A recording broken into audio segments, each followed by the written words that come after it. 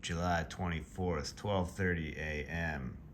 This is my second video of the night that I'm making because when I was doing the first one, I had 10% battery life on my phone left and it died after 15 minutes of me talking. And then I got distracted having a conversation with my friend of mine about the nature of art and what qualifies as art and what doesn't. And so I got carried away with that, and here I am now 2 hours later. I have to admit, I was feeling very tired today. I didn't sleep well last night, so I'm borderline passing out here. But I'm gonna get through this. As a result of being tired, I was not particularly productive either. Actually, I got some stuff done, but not as productive as usual. I had the meeting with the Astrolab Games publisher guy. That was pretty cool. And basically just got to learn more about what services they offer and how their publishing team works and all of that, and it seemed pretty cool. And they're going to look further into the demo and offer their thoughts on it and then present some kind of offer to me. I explained how I was looking for someone specifically to take over the Asia market for me and to do maybe like a revenue split for that. Beyond that, I probably won't be sharing any more information about that, since presumably that would be unprofessional of me while I'm having these negotiations with them. Not to say that it's, I'm 100% agreeing to anything here, but yeah, we'll see how it goes. If I can get a deal that I think sounds good to me, might just go with it. I still also have a meeting with another publisher tomorrow night. Unfortunately, they are based in Singapore, which I discovered has a 12-hour time zone difference. So it's like 10 a.m. for them when it's 10 p.m. for me. That kind of sucks, but whatever. What can you do? I wrote 3 or 4 scripts for my new social media video idea. 3 or 4 bunches of philosophical thoughts. Pretty excited to get into making those videos. I finished my current spree of shorts that I was posting, so I think in a day or two I'm gonna sit down and really try to plan out exactly what I want the template for these videos to be. And I reached out actually to this same friend of mine that I was just talking to, because he's in film and TV shows and stuff like that, and he's made his own documentary, and so I asked him to help me out with giving me some feedback on cinematography and editing to help me make this as good as possible. Because typically I've been posting videos to social media and then trying to iterate on them and watching them back and seeing what I can improve. And oftentimes I don't even have that much time to improve because I really need to pump stuff out quickly. So I'm not sure that my quality's ever gotten much better. And I still, as I've mentioned before, had a hard time finding a consistent style that really works well. So I think this is really going to be the thing that I'm going to try to do really well right off the bat. I'm going to spend a good few days playing around with this and getting it as excellent as possible so that I hit the road running, so to speak, once I post it. And every single clip that I put out every day after this has this consistent, hopefully very cool, high quality style to it. So I'm looking forward to doing that. So yeah, I got those scripts done, got the meeting tomorrow, got the meeting done today. And with respect to the game today, I was also brainstorming about the upgrade system. So currently in the demo, you choose between 2 upgrades. You either get the new item, the stun bomb item, or you get the upgrade that lowers your dodge cooldown. Now I've been thinking that there's kind of a problem with both of these. And you have to excuse me here. Camera goes all over the place. I don't know if you can see my face, probably not. It's like pitch black. So maybe I'll just leave it here. But yeah, so the problem with the upgrade system is I think it's just not very interesting right now. With regards to the passive upgrades, like my original plan for how the upgrades were going to work is just like how in the demo you choose between a passive upgrade and a new item. That was how it was going to progress throughout the entire game. As you go through the levels, you are always making choices between passive upgrades and new items, and it's kind of like 2 skill trees. Not really trees because it doesn't branch out, but like 2 paths of upgrades you can choose from, or that you can combine if you want. And the problem is that for the passive upgrades, most of the ideas I have for it are, first of all, not very interesting. You don't notice all that much of a difference about having a shorter dodge cooldown or having an increased movement speed or anything like that. And secondly, I'm concerned that because the game revolves so much around skill based mechanics and precision mechanics, I'm concerned that players get used to playing the game with the base stats, with a certain amount of movement speed, a certain amount of attack range and distance, and all those kinds of things. And so I worry that by giving passive upgrades that alter those stats, that it might actually throw off your precision. It might throw off the things that you get used to as you get better and better at the game the more you play it. Um,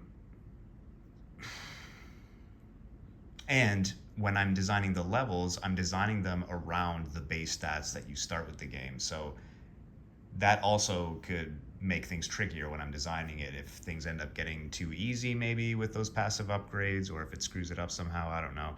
But either way, as you can see, lots of reasons for why this doesn't seem all that great. But really, the biggest thing is it's just not that interesting. And then over on the item side, it's kind of the same issue with the stun bombs. You see, originally, my design philosophy between all the items in the game is that they were meant to be alternatives to the basic gameplay. I wanted to design the entire game so that it really focuses fundamentally on the sword play, and that's it. And the game is really simple like that. I wanted to make a very simple, just fun, addictive game, but not that much depth to it, but still very skill based, pretty much exactly as it is. And the items were meant to be an alternative option for players who struggle with the game. That was really the intent. That was one reason. The second reason was, sure, if you want to chase a high score as well. But one of the main reasons was to help weaker players. But since the demo released and I got feedback and I iterated on the game and ultimately ended up balancing things out, and we've got the different difficulty levels, the basic sword play is really now playable for anyone. And so that original design philosophy for the items is no longer relevant. And not only that, but I feel as though the stun bombs are a perfect example of this. They just don't feel very good to use in contrast to the rest of the gameplay. The kunai work perfectly because it feels complementary to what you're normally doing in the game. It's super fast paced, you're always just trying to kill through the enemies as quickly as possible, and the kunai complement that, and it feels like just another method you can use to quickly dispatch enemies. But something like the stun bomb, and many of the other ideas I had for future items are kind of like this, because it doesn't directly kill enemies, it feels a little awkward to use. Like, it's powerful, it knocks a lot of guys out and makes the fight way easier for you, but because you're always trying to kill all the enemies so quickly anyway, it feels like you're really just prolonging the fight whenever you use it, and it's somewhat awkward to use it in the middle of that kind of combat when it's happening in comparison to the kunai.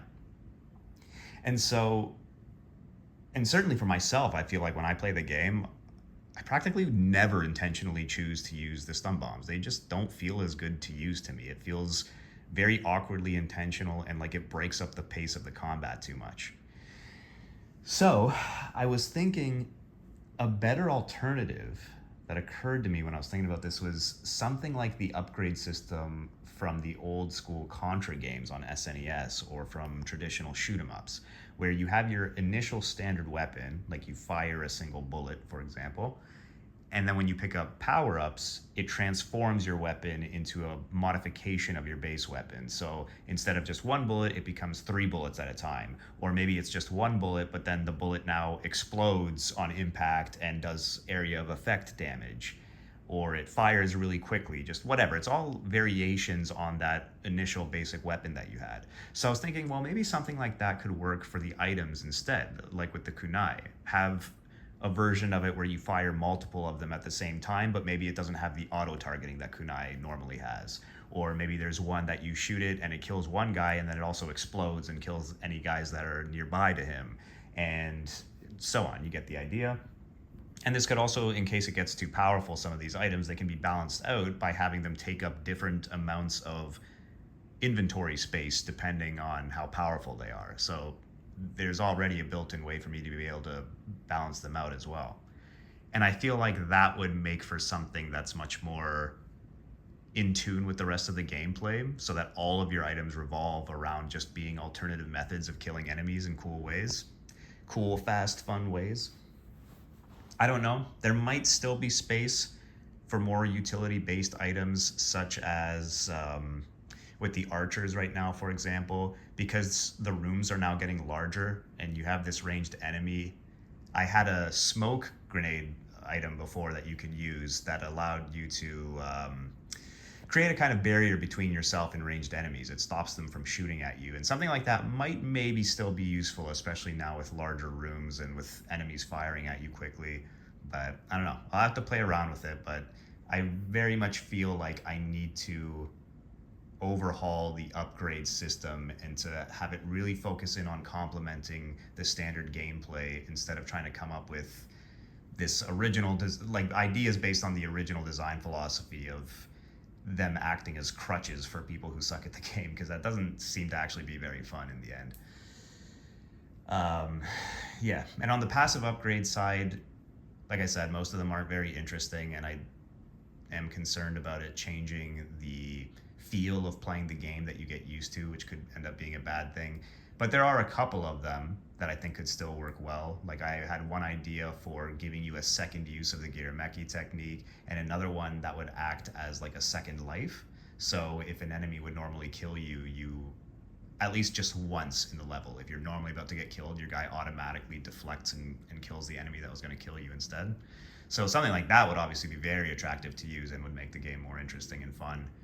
So there's still some ideas like that that can work, but yeah, ultimately I want there to be some tension in the upgrade choices that you have to make, and I want every upgrade to be very clearly effective and very tempting. Like it should be hard to choose between the two upgrades because both of them offer something really awesome and fun to use, and hopefully powerful.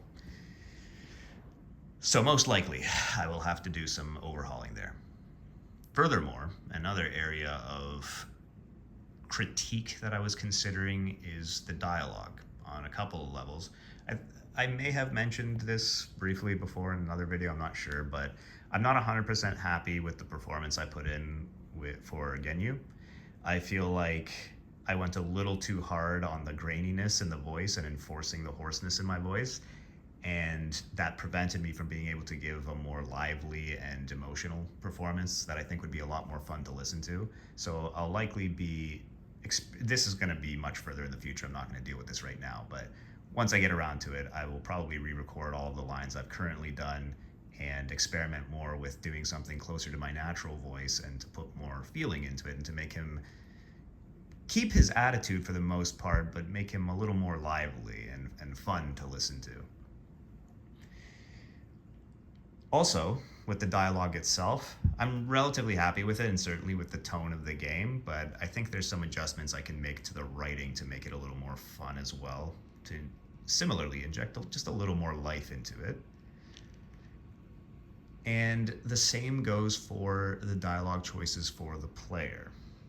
I'm not exactly sure what I want to do there or how much I really want to change that, but one thing that does bother me about it a little bit is how each of the 3 dialogue options you can always choose from represents a different personality. And so the weirdness with this, of course, is it means from one dialogue choice to the next, you could be having radically different personalities, which is kind of weird. It's an inconsistency in your character. Now, to be fair, a lot of games do this. I mean, you can be a dick in one moment in a game and then a super nice guy the next if you really want to. So it's not that unusual, but I don't know. I feel like if I put my mind to it, I can come up with some kind of clever solution, something that would work better. Something that might be more interesting. I don't know.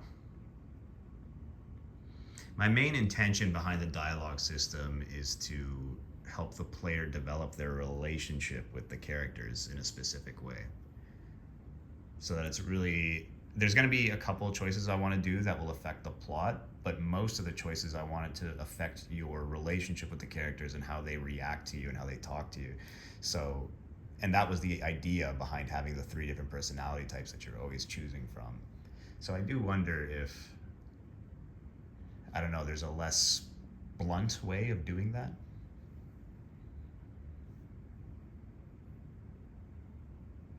I don't know. That's a tough one, though.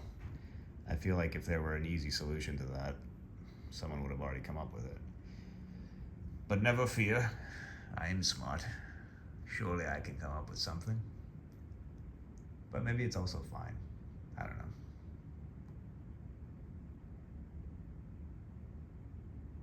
I did consider something like you just choose your personality at the very beginning of the game. And then your guy just automatically answers everything based on whichever personality you chose at the beginning.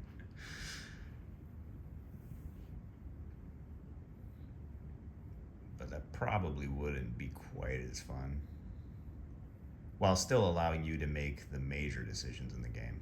I don't know.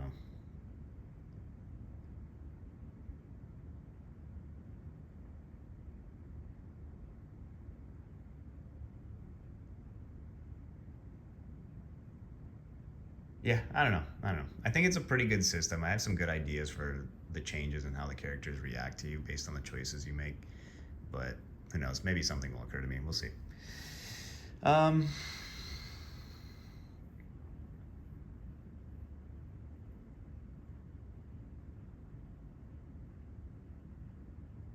I think that's it, man. I don't think I have much else to say. Apologies for the nighttime view. Can't see my face, or maybe you can. I don't know. Find out. But yeah.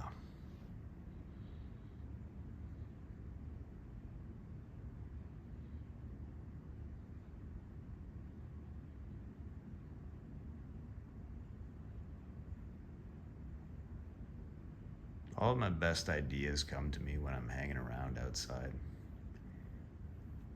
Kind of missed out on June and July mostly. The nice summertime weather. Was so busy working on stuff, I didn't get to spend too much time outside. But I guess there's still a few months left of nice weather. So now that I've got my schedule more, or my routine more back on schedule, I should say, I should have some time every day to hang out a bit and chill out. It's where I've been doing my script writing recently. And also when I take showers. I have to say, so many of my best ideas, it's kind of cliche because I guess that sort of happens to a lot of people, but so many of my best ideas just randomly pop into my head when I'm in the shower and I'm not thinking about anything on purpose. And I'm just whistling and singing randomly. Like the first dozen YouTube videos I did with all the comedy skits and stuff like that I did, that was all shower inspired stuff, man.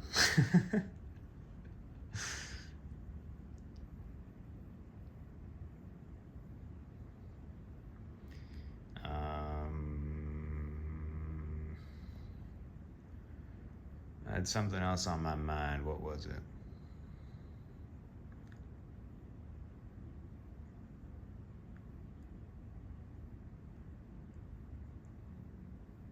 Oh, I think I was just going to apologize for my possibly shittier speaking in this video due to my being very tired. I really would like to get better. I've mentioned before the public speaking and wanting to get better at speaking straightforwardly and not tripping over my words, but also my frequent use of filler words. I noticed recently, actually just tonight when I was talking to my friend, I was texting with him, and I noticed how even in my texting, I'm frequently using filler words like, kinda, and so on. It's very annoying. And I have to admit, it makes me a little jealous when I watch some TED Talk or some other kind of public presentation and the person is just going off and talking all smoothly and not using any filler words more than anything. I used to be able to speak like that very easily, very consistently. It was a natural part of the way I spoke, but I feel like I may have lost it from, I don't know, social isolation maybe? Not enough spending time around other people recently, losing my ability to communicate effectively, articulately. But it's okay. I'll get better at it. I just need to make a conscious effort not to say those words unless they are absolutely necessary. Perhaps if I just slow down the pace of my speaking, I'll be able to do a better job of that as well. We shall find out. Especially once I start more consistently getting better sleep. I bet that'll make a difference as well. Alright, that's all I got.